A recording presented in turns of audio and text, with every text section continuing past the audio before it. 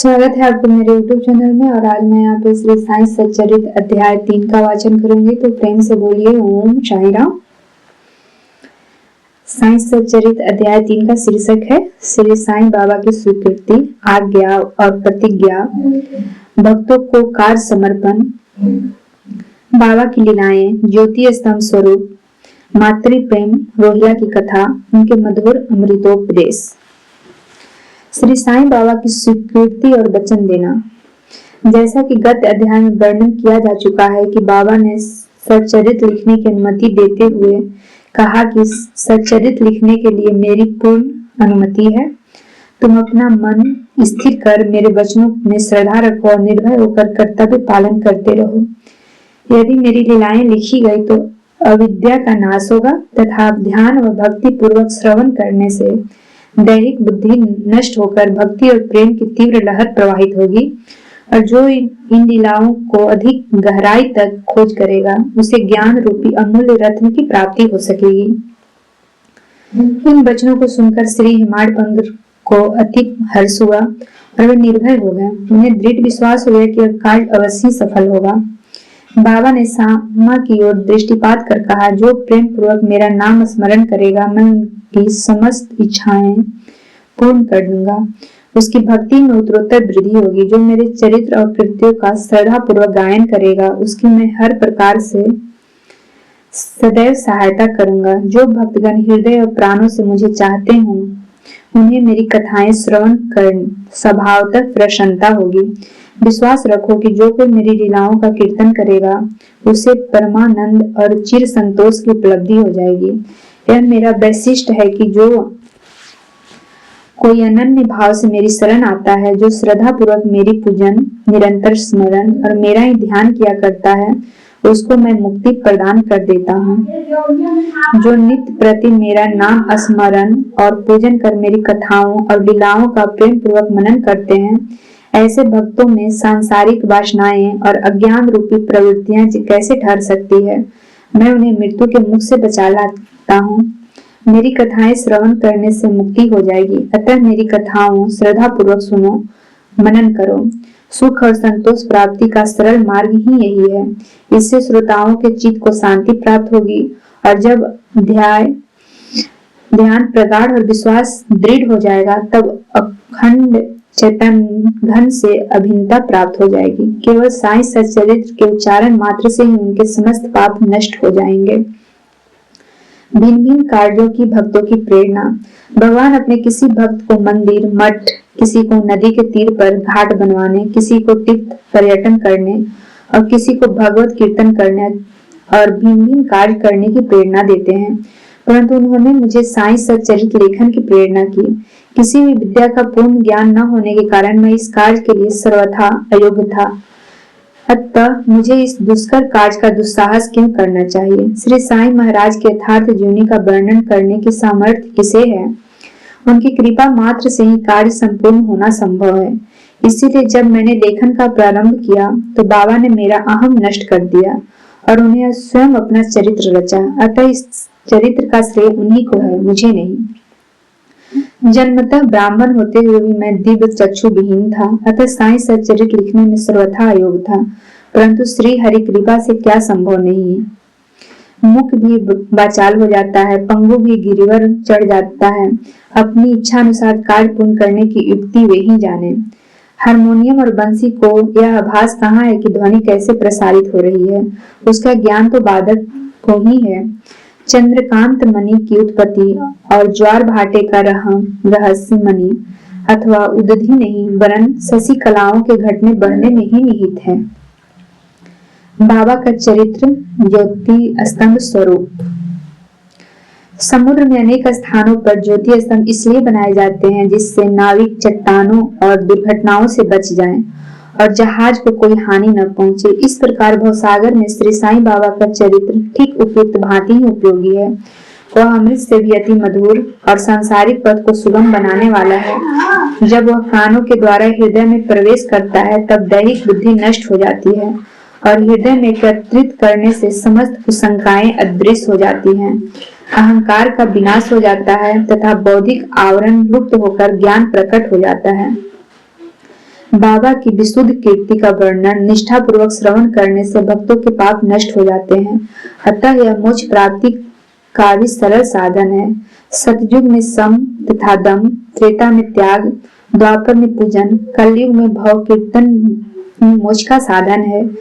यह अंतिम साधन चारों वर्णों के लोगों को साध्य भी है। अन्य साधन योग, त्याग, ध्यान धारणा आदि आचरण करने में कठिन है, परंतु चरित्र तथा हरि कीर्तन का श्रवण और कीर्तन से इंद्रियों की स्वाभाविक विषयासक्ति नष्ट हो जाती है और वह वासना रहित होकर आत्म साक्षात्कार की ओर अग्रसर हो जाता है। इसी फल को प्रदान करने के हेतु उन्होंने सच्चरित्र का निर्माण कराया। भक्तगण अब सरलता पूर्वक चरित्र का अवलोकन करें और साथ ही उनके मनोहर स्वरूप का ध्यान कर गुरु और भगवत भक्ति के अधिकारी बने तथा निष्काम होकर आत्म साक्षात्कार को प्राप्त हों। साईं सच्चरित्र का सफलता पूर्वक संपूर्ण होना यह साईं महिमा ही समझे। हमें तो केवल एक निमित्त मात्र ही बनाया गया है। मातृ प्रेम।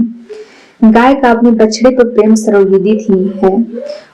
उसके स्तन सदैव दूध से पूर्ण रहते हैं और जब बछड़ा भूखा स्तन की ओर दौड़कर आता है तो दूध की धारा स्वतः प्रवाहित होने लगती है। उसी प्रकार माता भी अपने बच्चों की आवश्यकता का पहले से ही ध्यान रखती है और ठीक समय पर स्तनपान कराती है।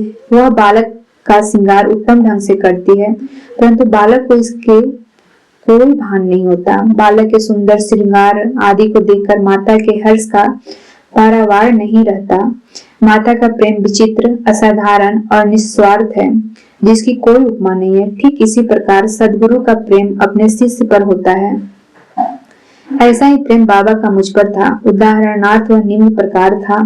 सन 1916 में मैंने नौकरी से अवकाश ग्रहण किया। जो पेंशन मुझे मिलती थी वह मेरे कुटुंब के निर्वाह के लिए अपर्याप्त थी।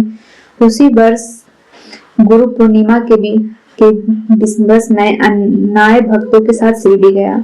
वहां अन्ना चिंचनी कर ने स्वतः ही मेरे लिए बाबा से इस प्रकार प्रार्थना की, उनके ऊपर कृपा करो। जो पेंशन उन्हें मिलती है वह निर्वाह योग्य नहीं है। कुटुंब में वृद्धि हो रही है, कृपया और कोई नौकरी दिला दीजिए ताकि उनकी चिंता दूर हो जाए, ये सुखपूर्वक रहें। बाबा ने उत्तर दिया कि इन्हें नौकरी मिल जाएगी, परंतु अब इन्हें मेरी सेवा में ही आनंद लेना चाहिए। इनकी इच्छाएं सदैव पूर्ण होंगी। इन्हें अपने ध्यान मेरी ओर आकर्षित कर अधार्मिक और दुष्ट जनों की संगति से दूर रहना चाहिए। इन्हें सबसे दया और नम्रता का बर्ताव और अंतःकरण से मेरी उपासना करनी चाहिए। यदि वे इस प्रकार आचरण कर सके तो नित्यानंद के अधिकारी हो जाएंगे। रोहिला की कथा। वह कथा श्री साईं बाबा के समस्त प्राणियों पर समान प्रेम की सूचक है। एक समय रोहिला जाति का एक मनुष्य शिरडी आया। वह ऊंचा, पूरा, सुदृढ़ व सुगठित शरीर का था। बाबा के प्रेम से मुग्ध होकर वह शिरडी में ही रहने लगा। वह आठों प्रहर अपनी उच्च और कर्कश ध्वनि में कुरान शरीफ के कलमे पढ़ता, अल्लाह अकबर के नारे लगाता था। शिरडी के अधिकांश लोग खेतों में दिन भर काम करने के पश्चात जब रात्रि में घर लौटते तो रोहिला की कर्कश पुकारें उनका स्वागत करती है। इस कारण उन्हें रात्रि में विश्राम न मिलता था, जिससे वे अधिक कष्ट असहनीय हो गया।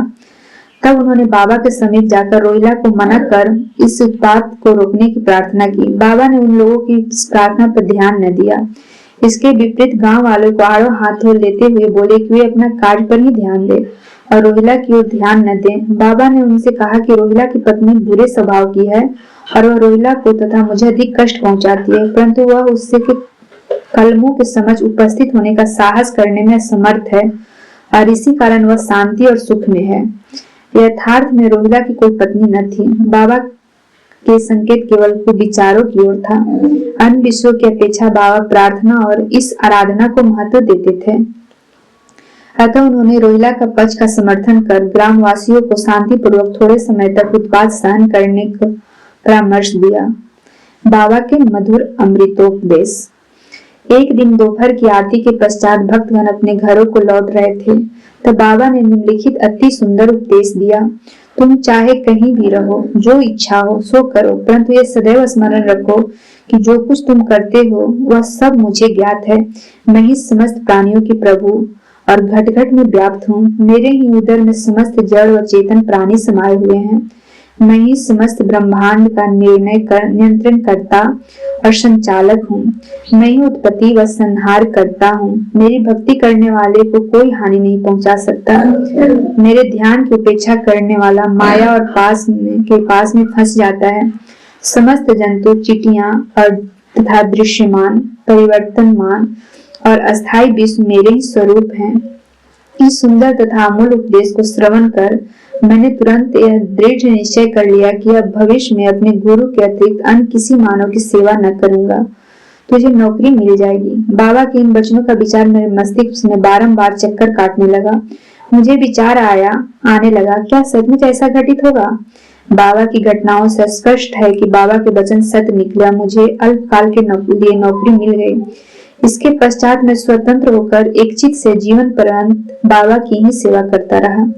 इस अध्याय को समाप्त करने से पूर्व मेरी पाठकों से विनम्र प्रार्थना है कि वे समस्त बाधाओं जैसे आलस्य, निद्रा, मन की चंचलता व इंद्रिय आसक्ति दूर कर और एकचित होकर अपना ध्यान बाबा की लीलाओं की ओर और वे स्वाभाविक प्रेम निर्माण कर भक्ति रहस्य को जाने तथा अन्य साधनाओं में व्यर्थ भ्रमित न हो। उन्हें केवल एक ही सुगम उपाय का पालन करना चाहिए और वह है श्री साईं लीलाओं का श्रवण। इससे उनका ज्ञान नष्ट होकर मोक्ष का द्वार खुल जाएगा। जिस प्रकार अनेक स्थानों में भ्रमण करता हुआ भी लोभी पुरुष अपने गढ़े हुए धन के लिए सतत चिंतित रहता है, उसी प्रकार श्री साईं को अपने हृदय में धारण करो।